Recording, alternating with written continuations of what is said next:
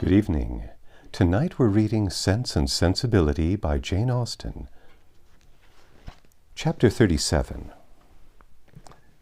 Mrs. Palmer was so well at the end of a fortnight that her mother felt it no longer necessary to give up the whole of her time to her, and contenting herself with visiting her once or twice a day, returned from that period to her own house and her own habits, in which she found the Miss Dashwoods very ready to resume their former share. About the third or fourth morning after their being thus resettled in Berkeley Street, Mrs. Jennings, on returning from her ordinary visit to Mrs. Palmer, entered the drawing-room, where Elinor was sitting by herself, with an air of such hurrying importance as prepared her to hear something wonderful, and giving her time only to form that idea, began directly to justify it by saying, "Lord, my dear Miss Dashwood, have you heard the news?" "No, ma'am. What is it?" "Something so strange, but you shall hear it all. When I got to Mr. Palmer's, I found Charlotte quite in a fuss about the child. She was sure it was very ill. It cried and fretted and was all over pimples. So I looked at it directly and said, 'Lord, my dear,' says I, 'it is nothing in the world but the red gum.' And the nurse said just the same.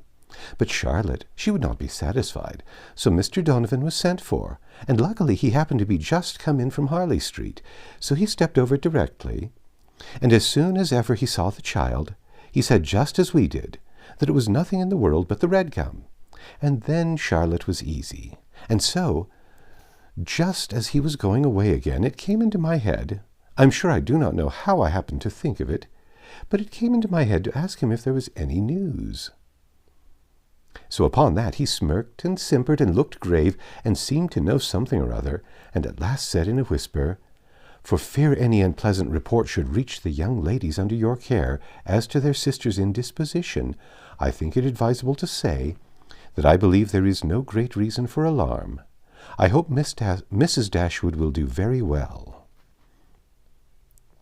'What? Is Fanny ill?' 'That is exactly what I said, my dear. Lord, says I, is Miss Dashwood ill?' So then it all came out, and the long and the short of the matter, by all I can learn, seems to be this. Mr. Edward Ferrars, the very young man I used to joke with you about, but however, as it turns out, I'm monstrous glad there never was anything in it. Mr. Edward Ferrars, it seems, has been engaged above this 12-month to my cousin Lucy. There's for you, my dear, and not a creature knowing a syllable of the matter except Nancy. Could you have believed such a thing possible? There is no great wonder in their liking one another, but that matter should be brought so forward between them and nobody suspect it? That is strange. I never happened to see them together, or I am sure I should have found it out directly. Well, and so this was kept a great secret for fear of Mrs. Ferrars, and neither she nor your brother or sister suspected a word of the matter till this very morning. Poor Nancy, who, you know, is a well-meaning creature, but no conjurer, popped it all out. Lord, thinks she to herself, they are all so fond of Lucy, to be sure they will make no difficulty about it. And so away she went to your sister, who was sitting all alone at her carpet work, little suspecting what was to come, for she had just been saying to your brother only 5 minutes before that she thought to make a match between Edward and some lord's daughter or other, I forget who. So you may think what a blow it was to all her vanity and pride. She fell into violent hysterics immediately, with such screams as reached your brother's ears as he was sitting down in his own dressing-room downstairs, thinking about writing a letter to his steward in the country. So up he flew directly, and a terrible scene took place, for Lucy was come to them by that time, little dreaming what was going on. Poor soul, I pity her, and I must say I think she was used very hardly, for your sister scolded like a fury, and soon drove her into a fainting fit.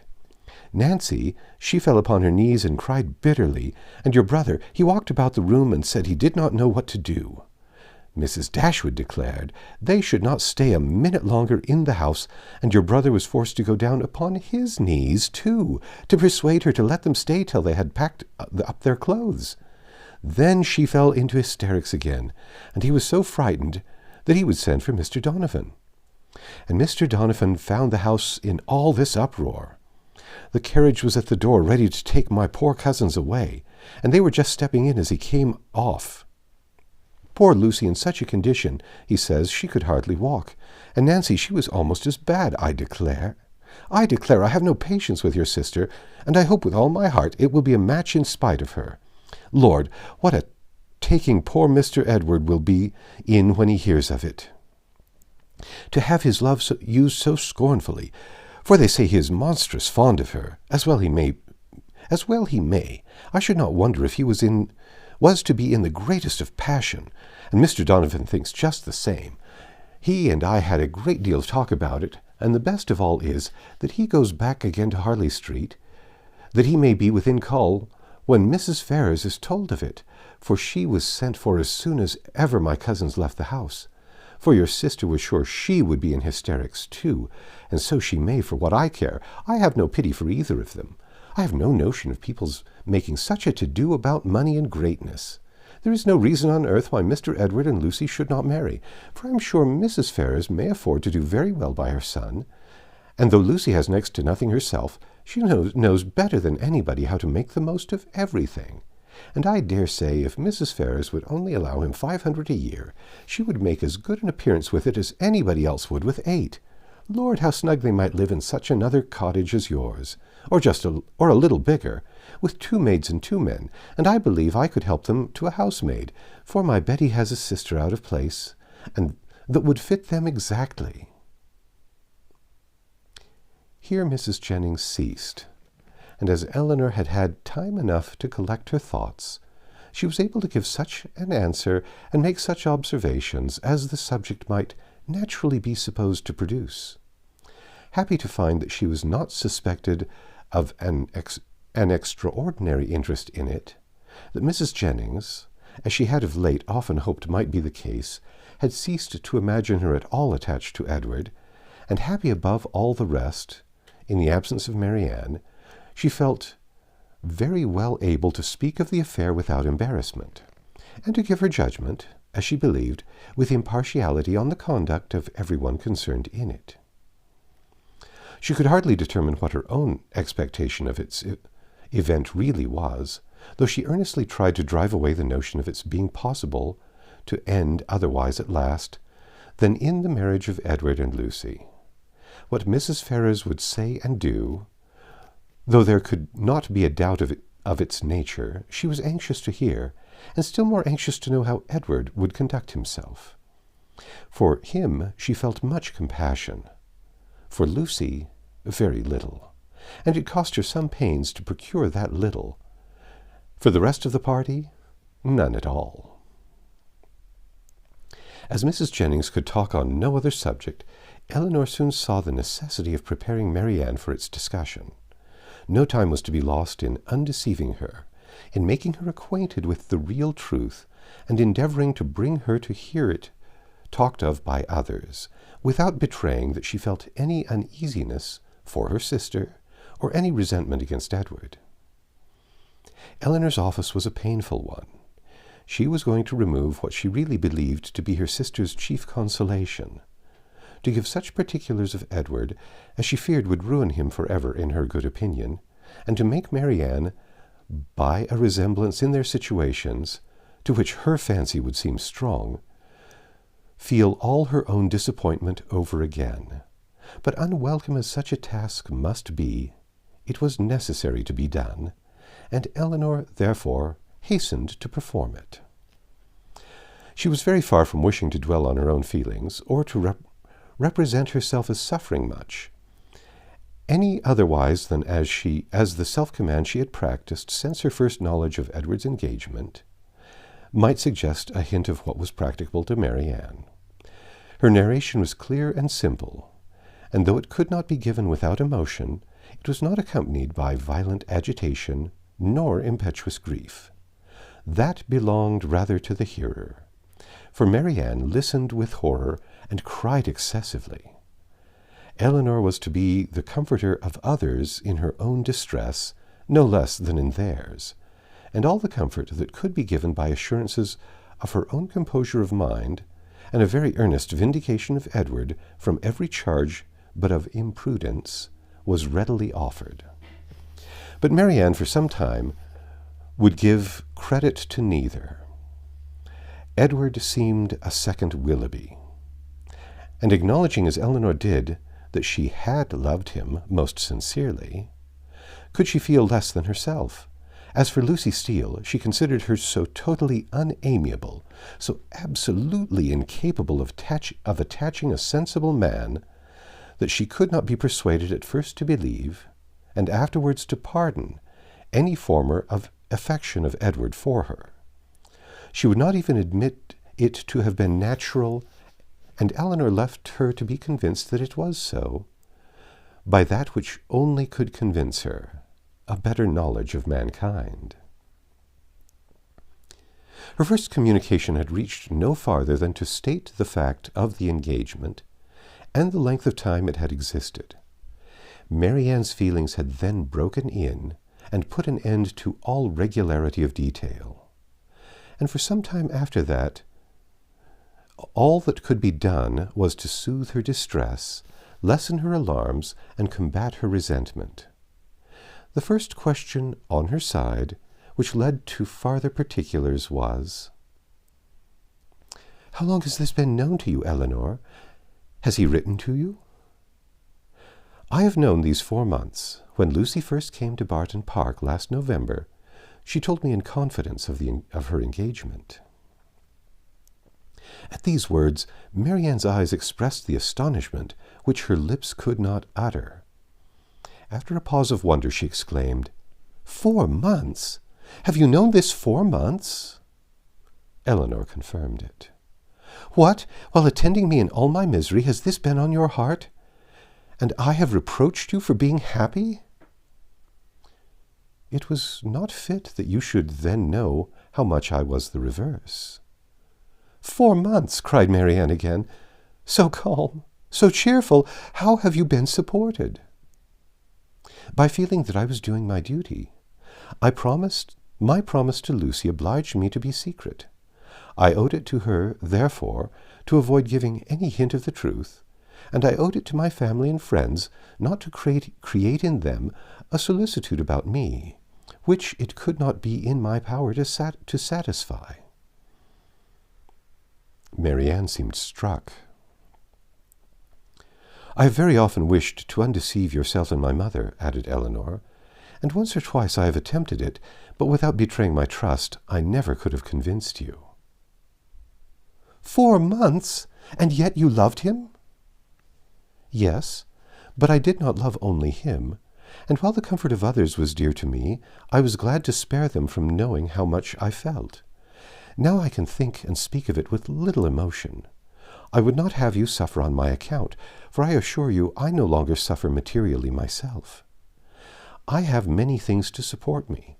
I am not conscious of having provoked the disappointment by any imprudence of my own, and I have borne it as much as possible without spreading it farther. I acquit Edward of all essential misconduct. I wish him very happy, and I am so sure of his always doing his duty, that though now he may harbor some regret, in the end he must become so. Lucy does not want sense, and that is the foundation on which everything good may be built. And after all, Marianne, after all that is bewitching in the idea of a single and constant attachment, and all that can be said of one's happiness depending entirely on any particular person, it is not meant, it is not fit, it is not possible that it should be so. Edward will marry Lucy. He will marry a woman superior in person and understanding to half her sex, and time and habit will teach him to forget that he ever thought another superior to her." "If such is your way of thinking," said Marianne, "if the loss of what is most valued is so easily to be made up by something else, your resolution, your self-command are perhaps a little less to be wondered at. They are brought more within my comprehension." "I understand you. You do not suppose that I have ever felt much. For 4 months, Marianne, I have had all this hanging on my mind, without being at liberty to speak of it to a single creature, knowing that it would make you and my mother most unhappy whenever it were explained to you, yet unable to prepare you for it in the least. It was told me. It was, in a manner, forced on me by the very person herself whose prior engagement ruined all my prospects, and told me, as I thought, with triumph. This person's suspicions, therefore, I have had to oppose by endeavoring to appear indifferent where I have been most deeply interested. And it has not been only once. I have had her hopes and exultations to listen to again and again. I have known myself to be divided from Edward forever without hearing one circumstance that could make me less desire the connection. Nothing has proved him unworthy, nor has anything declared him indifferent to me. I have had to contend against the unkindness of his sister and the insolence of his mother, and have suffered the punishment of an attachment without enjoying its advantages. And all this has been going on at a time when, as you too well know, it has not been my only unhappiness. If you can think me capable of ever feeling, surely you may suppose that I have suffered now. The composure of my mind, with which I have brought myself at present to consider the matter, the consolation that I have been willing to admit, have been the effect of constant and painful exertion. They did not spring up of themselves. They did not occur to relieve my spirits at first. No, Marianne. Then, if I had not been bound to silence, perhaps nothing could have kept me entirely, not even what I owed to my dearest friends, from openly showing that I was very unhappy. Marianne was quite subdued. "Oh, Eleanor," she cried, "you have made me hate myself forever. How barbarous have I been to you! You who have been my only comfort, who have borne with me in all my misery, who have seemed to be only suffering for me. Is this my gratitude? Is this the only return I can make you? Because your merit cries out upon myself, I have been trying to do it away." The tenderest caresses followed this confession. In such a frame of mind as she was now, Eleanor had no difficulty in obtaining from her whatever promise she required. And, at her request, Marianne engaged never to speak of the affair to anyone with the least appearance of bitterness, to meet Lucy without betraying the smallest increase of dislike to her, and even to see Edward himself, if chance should bring them together, without any diminution of her cordiality. These were great concessions, but where Marianne felt that she had injured, no reparation could be too much for her to make. She performed her promise of being discreet to admiration. She attended to all that Mrs. Jennings had to say upon the subject with an unchanging complexion, dissented from her in nothing, and was heard 3 times to say, "Yes, ma'am." She listened to her praise of Lucy, with only moving from one chair to another. And when Mrs. Jennings talked of Edward's affection, it cost her only a spasm in her throat. Such advances toward heroism in her sister made Eleanor feel equal to anything herself. The next morning brought a further trial of it, in a visit from their brother, who came with a most serious aspect to talk over the dreadful affair and bring them news of his wife. "You have heard, I suppose," said he with great solemnity as soon as he was seated, "of the very shocking discovery that took place under our roof yesterday?" They all looked their assent. It seemed too awful a moment for speech. "Your sister," he continued, "has suffered dreadfully. Mrs. Ferrars, too. In short, it has been a scene of such complicated distress, but I hope that the storm may be weathered without our being, any of us, quite overcome. Poor Fanny, she was in hysterics all yesterday, but I would not alarm you too much. Donovan says there is nothing materially to be apprehended. Her constitution is a good one, and her resolution equal to anything. She has borne it all with the fortitude of an angel. She says she never shall think well of anybody again, and one cannot wonder at it after being so deceived, meeting with such ingratitude where so much kindness had been shown, so much comfort had been placed. It was quite out of the benevolence of her heart that she asked these young women to her house, merely because she thought they deserved some attention, were harmless, well-behaved girls, and would be pleasant companions. For otherwise we both wished very much to have invited you and Marianne to be with us, while your kind friend there was attending her daughter. And now to be so rewarded! I wish with all my heart, says poor Fanny in her affectionate way, that we had asked your sisters instead of them. Here he stopped to be thanked, which, being done, he went on. What poor Mrs. Ferrars suffered when first Fanny broke it to her is not to be described. While she, with the truest affection, had been planning a most eligible connection for him, was it to be supposed that he could be all the time secretly engaged to another person? Such a suspicion could never have entered her head. If she suspected any prepossession elsewhere, it could not be in that quarter. There, to be sure, said she, I might have thought myself safe. She was quite in an agony. We consulted together, however, as to what should be done, and at last she determined to send for Edward. He came, but I am sorry to relate what ensued. All that Mrs. Ferrars could say to make him put an end to an engagement, assisted to, as you may well suppose, by my arguments and Fanny's entreaties, was of no avail. Duty, affection, everything was disregarded.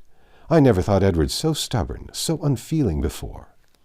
His mother explained to him her liberal designs, in case of his marrying Miss Morton, told him she would settle on him the Norfolk estate, which, clear of land tax, brings in a good 1,000 a year, offered even, when matters grew desperate, to make it 1,200. And in opposition to this, if he still persisted in this low connection, represented to him the certain penury that must attend the match. His own £2,000, she protested, should be his all. She would never see him again, and so far would she be from affording him the smallest assistance, that if he were to enter into any profession with a view of better support, she would do all in her power to prevent his advancing in it.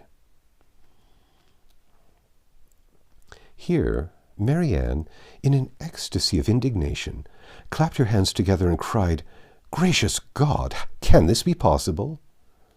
"Well, you may wonder, Marianne," replied her brother, "at the obstinacy which could resist such arguments as these. Your exclamation is very natural." Marianne was going to retort, but she remembered her promises and forbore. All this, however, he continued, was urged in vain.